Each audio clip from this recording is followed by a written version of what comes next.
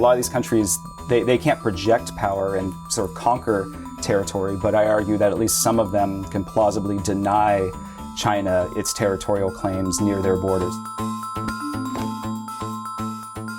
I'm Sean Lynn Jones.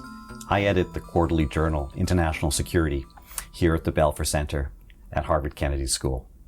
Today, I'm talking to Michael Beckley.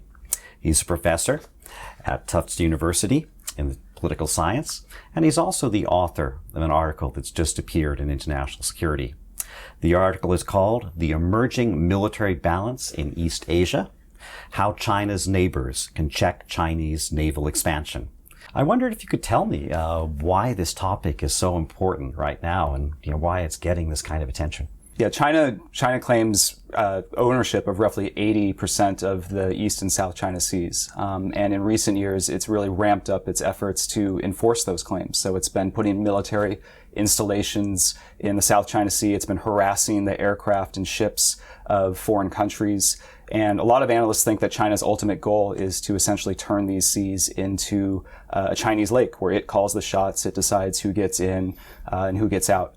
And if China were to enforce even a fraction of these claims, it would be the largest territorial expansion of any country since World War II. What's the argument of your article? How are you contributing to this discussion?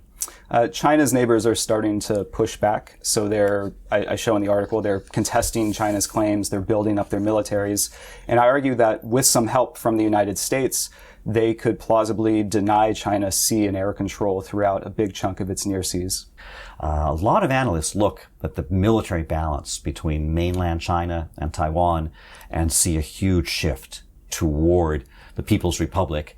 How do you feel about that? I think that China still hasn't is still pretty far from the threshold where it could actually conquer Taiwan. Because at the end of the day, it's really hard to conquer a developed island nation. So an amphibious invasion, for example, is the hardest mission in war. An alternative option would be for China to try to starve Taiwan into submission through a blockade.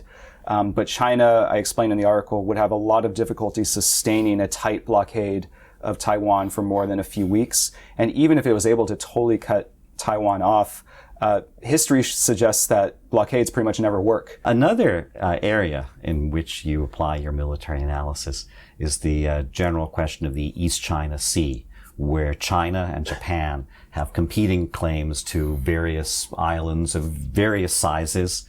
And I just wonder, what does the military analysis lead you to conclude there?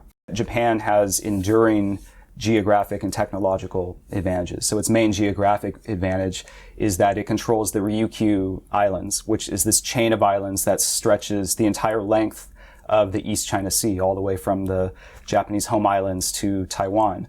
And Japan is planning to put mobile missile launchers on those islands that can target aircraft and ships pretty much anywhere in the eastern half of the East China Sea. And then on top of that, Japan, has world-class submarines, has world-class anti-submarine warfare forces. It's bringing into service fifth-generation stealth combat aircraft. What do you argue about the balance in the South China Sea? I mean, China is much more powerful than each of these countries, but again, distance works in their favor.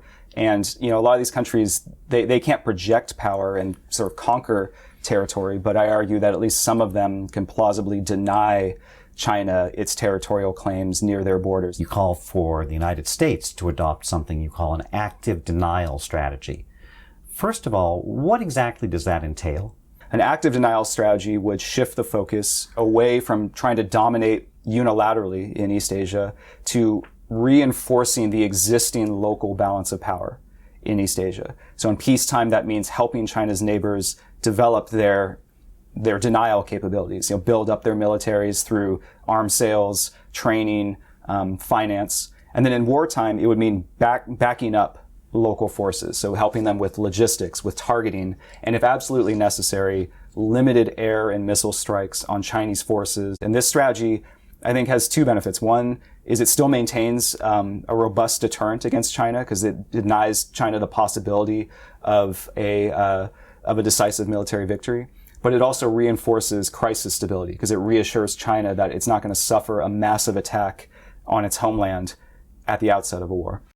If the United States is stepping back just a little bit, as you suggest, in an active denial strategy and letting the countries in the region really take the lead, how can those countries remain confident that the United States is going to continue to play this backstopping role? Mm-hmm. I think first, the U.S. can just make this very explicit. It can be part of U.S. declaratory policy that we are here to bolster and backstop the balance of power here in East Asia, and you can rely on us to do that. In addition, you can reinforce those declaratory statements by, putting your money and your arms where your mouth is. So actually selling arms, engaging in exercises and training. The United States does this to some extent, but not to the extent that at least I would like to see. Michael Beckley is assistant professor in the Department of Political Science at Tufts University, and he's also the author of The Emerging Military Balance in East Asia, How China's Neighbors Can Check Chinese Naval Expansion. It's in the fall issue of International Security. It's available now, and I hope you'll read it. Thank you again for being with us today, Mike. Thanks, Sean. I really appreciate it.